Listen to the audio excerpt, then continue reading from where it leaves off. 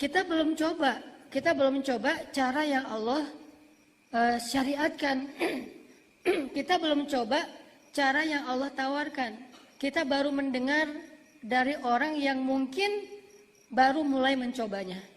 Kita baru mendengar dari orang yang bahkan benci kepada cara ini. Jadi kayak ada hate speech terhadap syariah. Sehingga akhirnya kita takut terhadap syariat. Nanti kalau saya tinggalin kerjaan yang nggak halal ini, yang katanya riba, yang katanya syubhat, saya makan apa?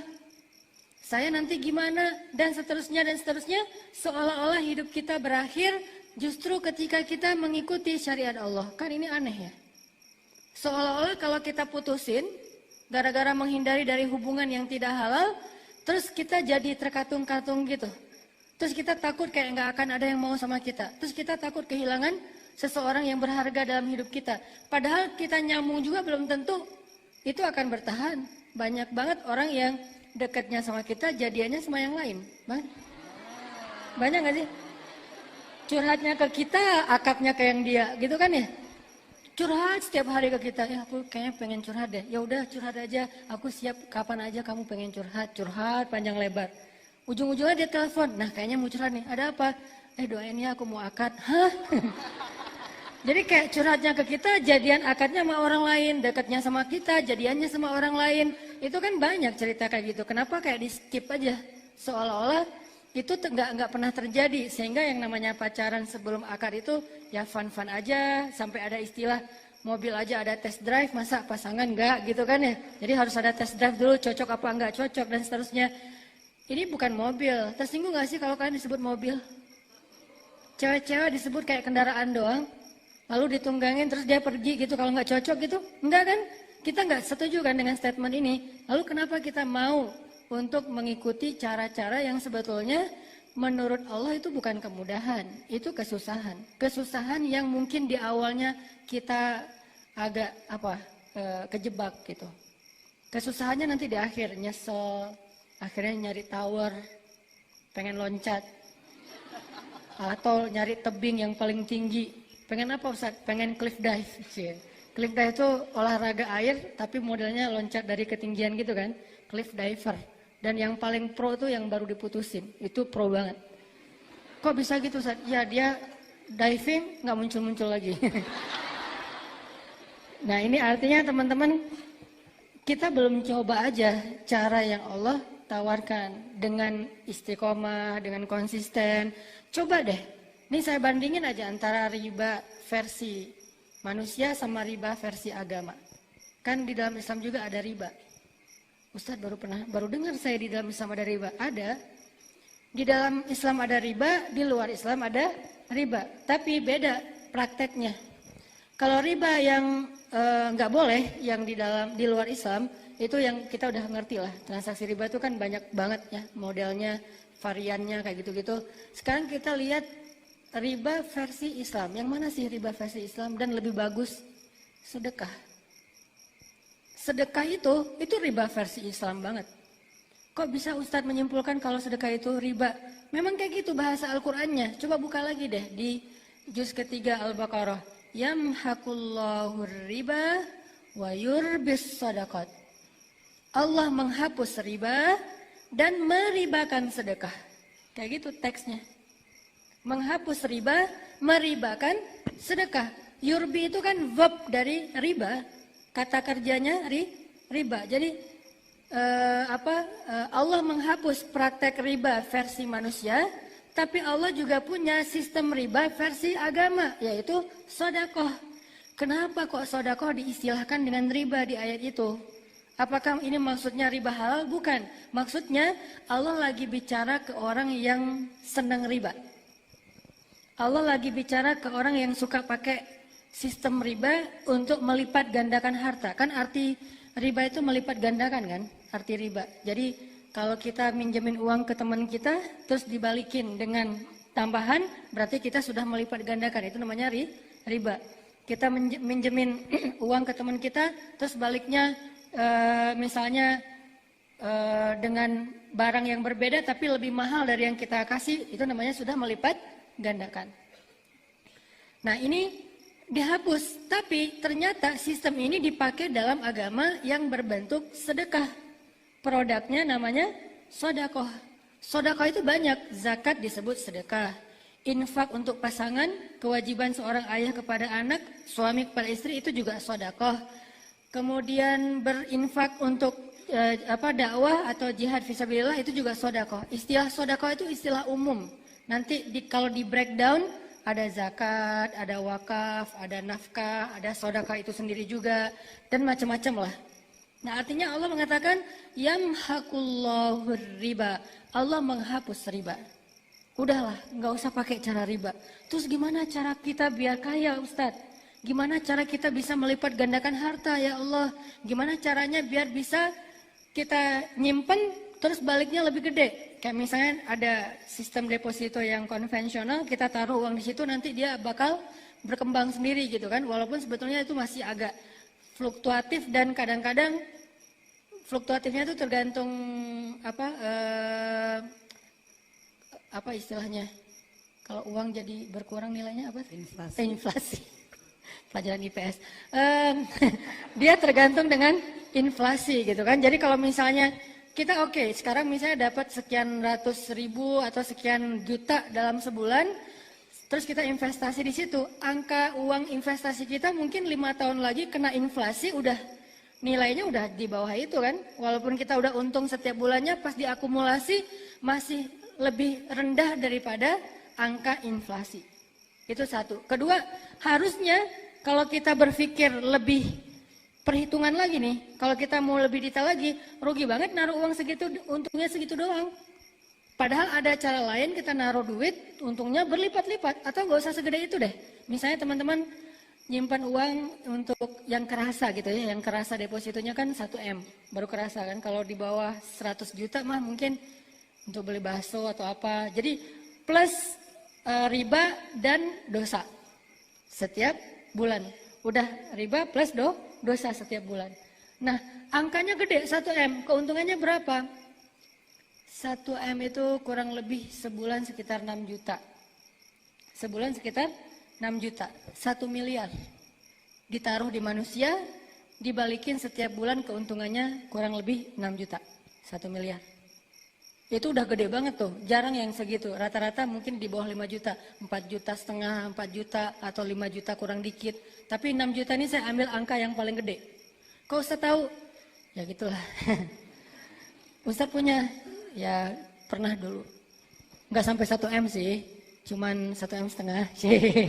Enggak. Cuman sekian puluh juta doang lah. Dan itu langsung kepake. Terus orangnya langsung cemberut gitu mau dipakai. Nah uang saya kenapa kamu cemberut? Gitu kan. Jadi kayak misalnya cuma dikasih 5 juta lah ya, 5 juta dari 1 miliar. Padahal kalau kita pakai cara ribanya Allah, nggak usah 1 miliar untuk dapetin 5 juta itu. Kita cukup nyumbang 50 ribu, kita bakal dapat 5 juta. Kadang kurang dari 50 ribu juga dapat 5 juta. Teman-teman kalau mau disuruh pilih, investasi 1 miliar setiap bulan dapat 5 juta atau investasi 50 ribu setiap bulan dapat 5 juta. Mau yang mana? Ya iyalah Ustaz, masa milih? Ya pastilah 50 ribu kan? Atau lebih, nggak usah terlalu jauh deh biar kita nggak kaget. Investasi 5 juta dapat 5 juta atau investasi 1 miliar dapat 5 juta? Pilih yang mana? Sekarang udah nggak masalah dengan angka 1-2 kan? Udah aman ya? Udah beres kan? Sekarang kita pilih, jangan pilih angkanya, pilih nilainya. Masih ada sisa-sisa soalnya. Mau 5 juta atau 1 miliar investnya? Untungnya sama-sama 5 juta nih. Ya pasti 5 juta. Masalahnya di mana sekarang? Bukan masalah pilihan itu ada atau enggak. Masalahnya kita yakin nggak nih sama Allah? Masalahnya kita percaya nggak sih sama sistem Allah? Masalahnya kita trust nggak sih dengan janji-janji Allah? Itu doang masalahnya. Makanya sebelum kita praktekin semua syariat, nomor 1 itu iman. Sebelum kita bicara tentang syariat, tentang rukun Islam, tentang ibadah, tentang akhlak, tentang muamalah, nomor 1-nya iman. Percaya nggak sama Allah? Saya nggak mau membahas iman dari angle rububiyah, uluhiyah, asma, sifat. Itu mah materi kampus dan saya juga belajar itu dulu. Cuman nggak mau dibahas itu, kenapa? Bukan karena nggak ngerti. Kadang ada orang berpikir kalau nggak bahas rububiyah, kesannya kita nggak lagi ngaji gitu kan. Kalau nggak bahas uluhiyah, kesannya ini kajiannya main-main. Padahal itu kan cuma istilah. Rububiyah itu istilah. Pemaknaannya apa? Libatkan Allah dalam masalah kita. Itu rububiyah bukan? Rububiyah. Apa arti rububiyah? Allah pencipta, Allah pemilik, Allah pemelihara, Allah penjaga. Itu kan arti Rabb. Rabbal alamin, pencipta alamin, pemilik alamin, pemelihara alamin, penjaga alamin. Kalau saya bilang gini, kalau kita dapat masalah, minta aja sama Allah diganti dengan yang lebih baik. Kenapa? Karena apa yang sudah hilang dari kita itu bukan milik kita, milik Allah. Itu lagi bahas apa? Rububiyah, karena Allah sang pemilik. Jadi kalimat innalillah wa inna ilaihi rajiun itu adalah terjemah dari kata Rabb, terjemah praktis dari kata Rabb. Ada orang yang ngerti istilah rububiyah, tapi begitu ada musibah, dia nggak pakai teori rububiyahnya di dalam menyikapi musibah. Harusnya kayak misalnya yang saya sering cerita tuh, saya kehilangan motor Vario 19 juta, baru beli 3 bulan, langsung Allahumma ajurni fi musibati wa khuluf li khairam minha. Ya Allah, saya lagi dapat musibah nih, kasih dong pahala dalam musibah saya dan beri saya ganti yang lebih baik. Ini namanya rububiyah, mengembalikan kepada Allah. Dan saya percaya banget kalau udah minta ke Allah dalam musibah itu kan Nabi sendiri yang menjanjikan. Karena kata Nabi, ya Abu Salamah, Nabi ngajarin doa kepada Abu Salamah. Wahai Abu Salamah, kalau kamu dapat musibah, bacalah doa ini. Dan demi Allah, kamu tidak akan merugi karena Allah pasti akan mengganti musibahmu dengan yang lebih baik. Abu Salamah pulang ke rumah ngajarin doa ini kepada istrinya Ummu Salamah. Lalu ketika Abu Salamah meninggal, itu kan musibah kan ya buat seorang perempuan. Dan tidak ada musibah yang lebih besar bagi seorang cewek daripada ditinggalkan suaminya wafat. Sehingga sampai ada hadis, tidak boleh seorang perempuan berkabung lebih daripada 3 hari kecuali atas kematian suaminya. Itu boleh lebih dari 3 hari. Kalau yang lain, ibu, ayah nggak boleh lebih dari 3 hari. Dia udah harus mulai aktivitas lagi, walaupun tetap sedih, cuman nggak ada dalam rangka berkabung. Kalau suaminya boleh 3 hari lebih. Kenapa? Karena memang nggak ada yang lebih musibah daripada wafatnya seorang suami. Nah, ketika Abu Salamah meninggal, Ummu Salamah ingat dengan nasihat Abu Salamah doa ketika musibah. Dia baca, ya Allah, beri saya pahala dalam musibah saya, beri saya ganti yang lebih baik. Langsung, astagfirullahaladzim, salah ngomong, minta ganti yang lebih baik. Tapi kan doanya emang gitu. Ummu Salamah terlanjur mengucapkan. Akhirnya Ummu Salamah bilang, ya Allah, siapa yang lebih baik daripada Abu Salamah? Kan Abu Salamah itu suami ideal banget. Penyayang, bertanggung jawab, orangnya baik hati. Pokoknya udah sempurna lah. Setelah selesai masa iddah Ummu Salamah, datanglah laki-laki yang lebih baik daripada Abu Salamah melamar Ummu Salamah. Dialah Rasulullah SAW. Baru Ummu Salamah percaya Allah benar-benar mengganti dengan yang lebih baik. Ini jangan lihat dari angle subjektif ya. Saya nggak mau kayak gitu Ustaz. Saya nggak bakal ngajarin doa itu ke istri saya. Nanti saya meninggal dia doa itu yang datang misalnya siapa? Ustaz Abdul Somad. Kan bahaya gitu kan ya. Jangan deh, jangan diajarin ya. Ini cukup, saya juga nggak ngajarin ke istri saya. Biar saya, cuman dia taunya dari YouTube. YouTube siapa? YouTube saya. Sama aja. Jadi ya Allah lebih tahu lah yang terbaik ya. Kita nggak usah khawatir dengan keadilan Allah. Terus Abu Salamah kasihan banget ya. Kalau kita jadi Abu Salamah pasti nggak rela deh. Jangan lihat dari angle kita. Karena Abu Salamah ketika mengajarkan ini tahulah konsekuensinya. Dan Allah maha adil. Nggak mungkin hambanya yang mengamalkan sunnah Nabi terus jadi rugi. Nggak mungkin. Nah ini artinya apa? Percaya nih kalau dapat musibah berarti mau diganti yang lebih bagus. Akhirnya ketika dapat musibah bukannya sedih malah senang. Kenapa? Wah ada kesempatan nih minta diganti yang lebih bagus. Ya Allah, motor Vario saya hilang. Beri dong yang lebih bagus. Doa gitu kan pakai bahasa Arab tadi. Sebulan setelah itu Allah ganti dengan NMAX. ABS. Yeah. Cuman agak-agak kurang seru sih pakai rem ABS. Soalnya lagi bonceng istri ngeremnya smooth gitu. Kurang. Terus sudah ganti dengan ABS gitu kan, yang NMAX. Selang berapa minggu kemudian Allah tambahin ternyata belum selesai. Kan lebih baik nih dikasih N-Max, selama beberapa lama kemudian dikasih X-Max. Yang harga 40-an juta lah pokoknya. Selang beberapa lama kemudian ditambahin lagi sama Allah dikasih Pajero Sport. Saya ini lagi nunggu nih kapan Lamborghini gitu kan. Jadi intinya teman-teman, lewat jalan apa Ustadz? Ya Allah punya banyak jalan dong. Yang penting kita nggak mengambil hak orang lain, nggak meminta-minta, nggak menzolimi orang lain. Yang jelas mau lewat dagang, mau lewat hadiah, mau lewat apapun, Allah yang lebih tahu. Yang jelas kita ikhtiar. Intinya adalah nggak akan mungkin orang yang percaya sama Allah itu nyesel, tuh nggak mungkin. Yang dibutuhin tuh pertama adalah percaya nggak kita sama Allah. Bahwa investasi 1 miliar untungnya 5 juta per bulan, kena inflasi pula. Yang satu lagi investasinya 5 juta, untung juga 5 juta. Minimal tuh, saya nggak percaya untungnya 5 juta. Saya percaya untungnya berkali-kali lipat. Kenapa? Karena Allah sendiri yang mengatakan, hal jazaul ihsan illal ihsan. Adakah balasan kebaikan kecuali kebaikan yang berlipat ganda, yang lebih baik?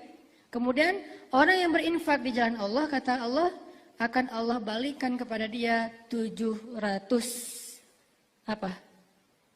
Selama ini kita menggunakan istilah kali lipat ya. Ternyata bukan kali lipat.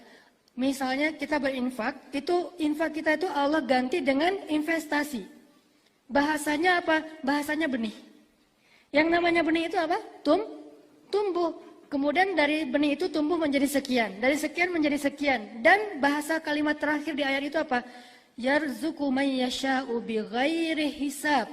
Allah membalas seseorang tanpa batas. Tanpa batas. Unlimited. Tidak ada batas. Berarti kita kalau misalnya mau dapat lebih daripada 5 juta, kita mending sedekah aja Ustaz. Ya, untuk dapat 5 juta itu nggak perlu sedekah 1 miliar. Sedekah 50.000 juga dapat 5 juta. Caranya gimana Ustaz? Saya udah coba 50.000 tapi nggak balik tuh 5 juta. Nah, ntar dulu. Kita perlu mengkonversikan 5 juta versi sedekah. 5 juta yang dari riba, uangnya berbentuk cash atau berbentuk saldo di rekening.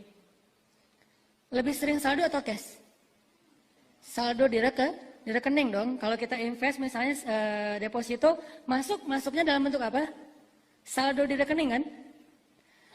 Begitu juga dengan Allah. Allah kalau misalnya kita investasi dengan ribanya Allah yaitu sedekah, itu akan bertambah saldo di rekening kita. Sama dengan itu, nggak ada bedanya.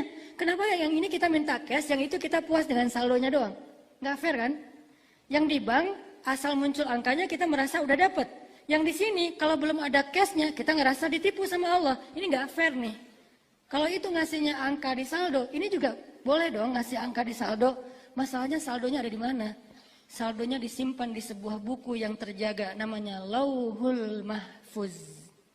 Namanya Lauhul Mahfuz. Lembaran, lauh itu artinya lembaran. Lauh jamaknya alwah. Lembaran yang mahfuz, yang terjaga, tersimpan. Nggak ada yang boleh nambah kurangin angkanya. Nggak ada yang boleh coret-coret. Nggak ada yang bisa nge-crack atau nge-hack. Benar-benar mahfuz, terjaga. Wah, tapi kan nggak bisa dipakai. Bisa, sama dengan saldo di rekening bank kita. Kalau kita pengen pakai tinggal gesek. Kalau kita pengen pakai tinggal apa misalnya? Tinggal transfer online banking kayak gitu.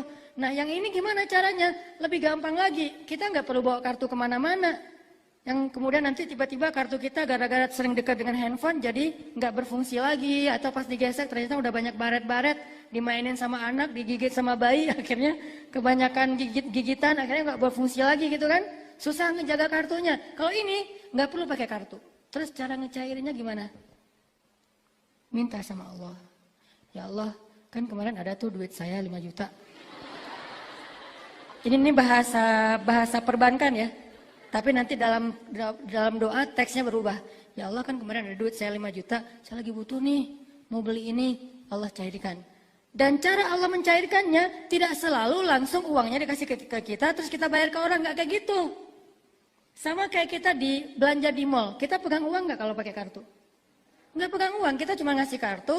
Si mbaknya digesek di kasir. Udah gitu keluar angka beres. Kita nggak pegang uang sama sekali kan? Dan dengan Allah juga kayak gitu, nggak harus kita pegang uang cashnya. Yang penting hajat kita terpenuhi. Cara Allah bayar gimana? Allah membayar dengan banyak cara.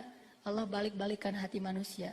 Tiba-tiba ada orang yang mau belanja ke dagangan kita, bisa. Tiba-tiba ada orang yang mau hadiahin kita, bisa.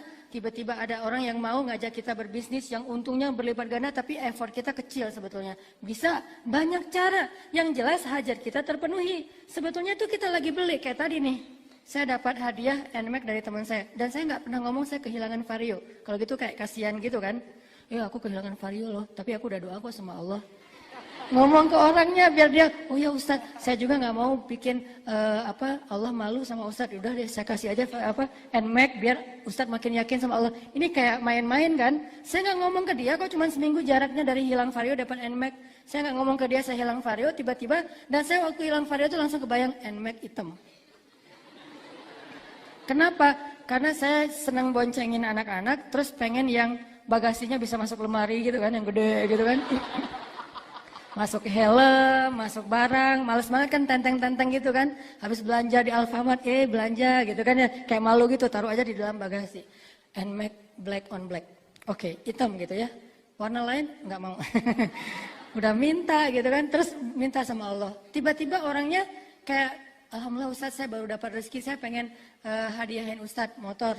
NMAX mau nggak Ustadz? Ya terserah sih. Padahal emang itu yang dari kemarin dipengenin kan. Ya terserah aja deh. Saya juga alhamdulillah hadiah, masa saya harus minta yang spesifik.